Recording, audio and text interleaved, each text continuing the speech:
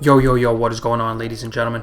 My name is Adamoose, and today we're going to be talking about the top 5 things you need to be thinking about to climb as a jungler in Season 11 Ranked. Keep in mind that this is not the video that will turn you into a mechanical genius. In this guide, we'll be talking about how to improve your jungle fundamentals so you can quickly outclass all the other junglers in your elo. If you enjoy the content, it helps me out so much if you can like the video and subscribe to my channel. Let me know in the comments what you think you can improve on most as a player. I think mine is that sometimes I throw games because I lose focus. With all that being said, let's hop right into the content. Enjoy the video.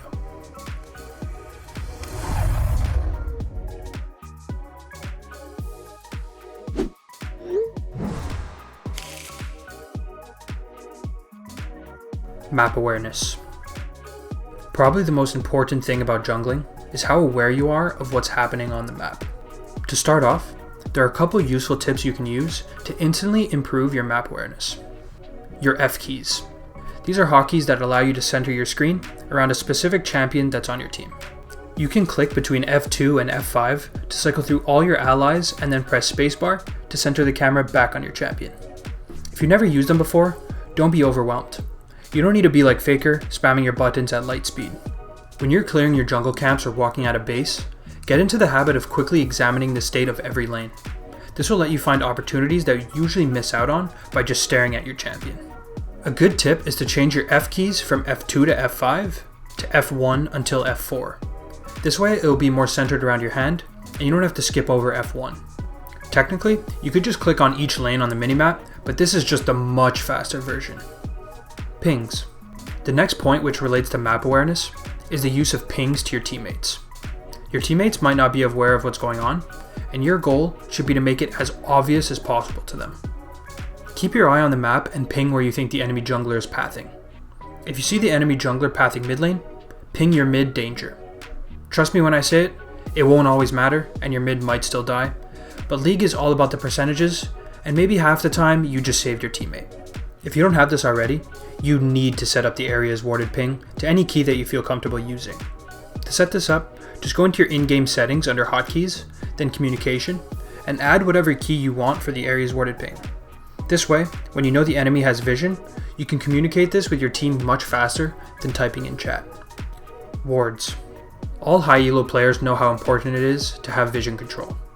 The worst feeling is not having any wards on Baron and the enemy team has a Nautilus and Malphite. Warding is not something that is learned quickly though. Knowing where to place your wards and at what specific point in the game takes a lot of experience and game knowledge. With that being said, a good way to learn where to ward is understanding how far onto the enemy side of the map you can ward without being overextended. This will allow you to slowly push your vision further and further back, completely taking over the map. You'll experience this versus really good supports who slowly choke you out of your own jungle by warding your camps and entrances to the objectives. Remind yourself every time you're invading or taking objectives to think about what the best place is for you to drop your wards. Get vision to the main entrances of the river, lanes, and objectives to cover as much ground as you can. Always remember to buy control wards when you go back to base, and pick up a sweeper in the mid game to help you pull off ganks. To close out the vision control section, there's a trick that many high challenger players use to know where the enemy team has vision. If you pay attention while pressing tab to check the enemy's items, you'll be able to notice who has control wards in their inventory. Keep this information in mind when you're playing near that champion on the map. If they no longer have that control ward in their inventory, you can assume that the ward has been placed near their lane. This can help a lot, especially when ganking, so you can take a creative path to avoid their wards. Game plan. In the next section, we'll be talking about your game plan going into each match. Just thinking about how you want to play a specific game before you load onto the Rift can help you a lot more than you think. Understanding champ select is not something only useful for pro players. Having a strong team comp and jungle matchup has a huge impact on how the game is going to play out. Before you even see your team comp, you need to think about your jungle matchup.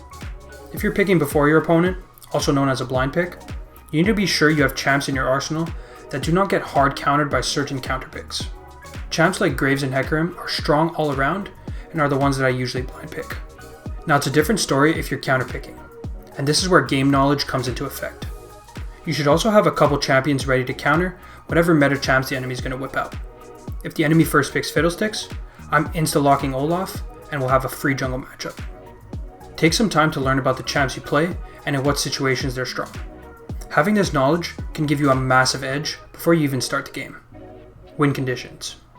Now that you've selected your champion and are ready to pop off, it's important to take a look at 3 main factors before the game starts: jungle matchup, lane matchups, and team comps. If you're new to the jungle, I highly recommend to focus on your jungle matchup before you overwhelm yourself with anything else. Are you stronger early game? Do you need to play defensively or aggressively? If you're playing a champ like a Mumu and need to farm up and avoid teamfights, keep this in mind when planning out your early game.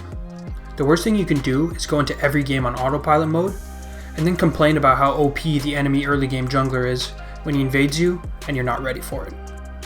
If you're playing a winning jungle matchup, think about how you can abuse the enemy jungler and put the game into your hands. Think about what buff the enemy will start on, what's their champion trying to do. This knowledge comes with time and experience, but can be quickly improved on if you take the time to think about it before every game. Lane matchups. I'll discuss this more in detail in the ganking section, but regardless, this is extremely important when creating your game plan. How do your laners' champions interact with the other teams? If your bot lane is Ezreal Soraka versus Janna and Caitlyn, you'll probably have an impossible time ganking that lane. I would much prefer trying to help my Ignite Renekton snowball versus the Yorick top lane, who's melee and has no escape. I like to examine both teams when I'm in the loading screen, trying to decide which lane I want to play towards. This could also make a huge difference, since deciding which side of the map you want to start on and path towards can completely change how the early game turns out.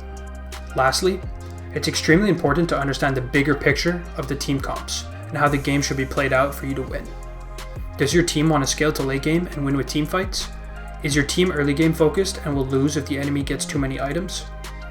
These are extremely important questions to keep in your mind while you're playing to help you make the best decisions possible for each game. Sometimes it's fine to give up the first 2 dragons if your team has a monster late game. If your team gets heavily outscaled, maybe you need a rush for Dragon Soul to take the win. Understanding team comps is also crucial to help you with itemization. So many players don't even think about this concept, which can make games much harder than they need to be. If the enemy team has 3 crit builders and full AD, build around Randuin's. If the enemy team has 5 gore drinkers because that item's so broken, pick up some healing reduction. Going over every item and how to build correctly should be a video in itself, but the basic idea stands.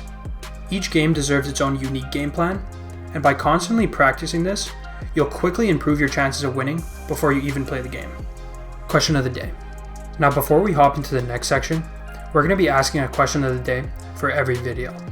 Today's question is, what jungler do you think needs more love in Season 11? Mine is Sylas. Personally, I think his kit is extremely fun, and I wish that he was a viable meta pick. Unfortunately, his clear is just way too weak with the new changes, and if you get invaded, you just insta die. Leave your answer in the comments below. I would love to see what you guys come up with. Ganking. Knowing how to help your teammates get ahead is vital to become a good jungler. To become a better ganker, there are a couple tips and tricks that could help you instantly to have more successful ganks and waste less time doing so. Early game pathing. First would be mastering your early game pathing and how your champion functions early in the game. Unfortunately, there's no one size fits all for this, but there are a couple strong paths that you can use when you see fit. For early ganking junglers such as Elise and Lee Sin, you can look to rush level 3 with a buff Gromp buff clear and instantly hit the ground running. You can also just clear one side of your jungle to hit level 3 and then gank mid while walking to the other side of the map. When trying to decide which path you want to use, always plan out where you want to end up on the map after your initial camps are cleared. If you're playing Elise and want to dive top, don't end your path in bot lane since you'll need a recall and head top before you can start any action. Even farming junglers need to plan out their early game around ganking. Sometimes this can mean a full clear into Scuttle Crab and counter gank. It really depends on the champion, but keep in mind how you want to play versus how the enemy does. Challenger junglers not only know how to path and gank around their champion's strong points, but they also know what the other team's champions are looking to do and how they can counter that. A strong early game path is essential to have in your mind at the start of every game to make sure you're not wasting time with bad ganks. A bad gank can mean you get killed, get your team killed, waste time while your enemy steals your camps, or even just show yourself on the map at the wrong time to give the enemy team a big advantage. Minion waves. A lot of times, a good gank just depends on how the minion wave state is looking. While clearing your jungle, always keep an eye on which enemy laners are gankable and which of your teammates is at risk of getting ganked. If you're looking to gank a lane, make sure to check if the enemy laner is pushing the wave towards your side or not. An ideal time to gank is if your team has the lane frozen near your turret, so the enemy is far from safety. Always keep an eye on which of your laners has CC set up to make your time easier. Every time you assess if a lane is gankable, keep the following 4 things in mind: minion wave state, your champion or your ally's champion CC, enemy escape tools, and where the enemy team is on the map. Keep in mind to always save your gap closers if your enemy has a flash or dash so that you can follow up. Lastly, there are a couple junglers that really rely on their flash to make successful ganks happen. Examples would be Rek'Sai and Gragas. These champions are okay playmakers with no flash, but god tier gankers with flash. Remember this when playing these champs to make use of your super valuable flash on cooldown to punish your enemies. Pathing. Good pathing alone can easily carry you out of low elo since you'll come out super far ahead of the enemy in not only gold, but also in levels. First off, let's talk about something I call big picture pathing. In reality, this is actually very simple. Planning your path in advance so you can be as efficient with your time as possible. For example, let's say all your jungle camps are up and dragon spawns in 1 minute. Think about what path best suits your plan of contesting dragon in 1 minute. Going to your bot side and then pathing top on autopilot can lead to you not only losing the dragon, but also leaving your team outnumbered if a fight breaks out. You can also have a bigger picture path of your entire early game plan. Obviously things change and you always need to mix things up on the fly, but you'd be very surprised how often you can just create an early game plan and stick to it until even level 6. Create your big picture plan to either gank your winning lanes or to protect losing scaling picks such as Kassadin. If you're against an early game jungler such as Elise, make sure to think about where she could possibly gank so you can defend a potential turret dive. When you get very advanced at this, you could even start predicting what your enemy's game plan will be and countering it. Clear speed. For the next pathing tip, let's talk about something more practical, making your clear speeds as quick as possible. Now this is something that is very champion dependent, but there are a couple universal tips to speed up how fast you get through your jungle. First would be cutting your camps toward your next destination. Now this is very simple, but extremely important. Whenever you need to auto attack your jungle monsters, slightly move towards your next camp during the downtime. This leads me to the next concept, auto attack cancelling. Consistently resetting your auto attacks between spells will make you clear so much faster, especially on champions with low cooldowns. There are also a ton of ability animation cancels that you want to do this with as well. Some examples of abilities that reset your auto animation are Graves E, Olaf E, Kha'Zix Q, Volibear W, and the list goes on. Let's use Hecarim as an example to apply both kiting your camps and using auto attack resets into an in-game scenario. Hecarim's Q is a very short cooldown, meaning that every time your Q is up, you want to combo it with an auto attack. To make sure your clear speed is as fast as possible, you want to sequence your auto Q combo into a slight movement towards your next camp. This way there is the least possible downtime plowing through your jungle. Every time you're not doing damage, you're moving towards your next camp. Mindset. As a jungle main myself, I know how difficult it can be just to not tilt when your team uses you as a punching bag when things go wrong. If you want to climb as a jungler though, being able to focus on your own gameplay instead of your emotions will win you way more games than you think. Most importantly, in my opinion, is having an improving mindset. You won't win every game, and you won't play perfectly every game. Understanding this will make you learn much faster. Your teammates will also make mistakes, but instead of focusing on theirs, focus on your own. If you keep yourself accountable, you'll learn that maybe some bad situations could have been avoided if you changed something about your own play. If you rush the top scuttle with no top or mid priority, that's on you. Sometimes the situation will call for you to give up objectives, and instead of complaining that your laners don't have any pressure, think about what your best play would have been at that moment. To improve, you actually have to put effort into improving. I know that sounds kind of dumb, but to get better, you'll need to go out of your comfort zone.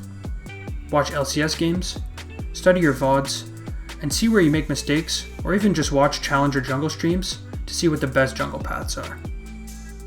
When I feel like I'm losing games that are winnable, I like to take a mental reset and think about what I could be doing wrong.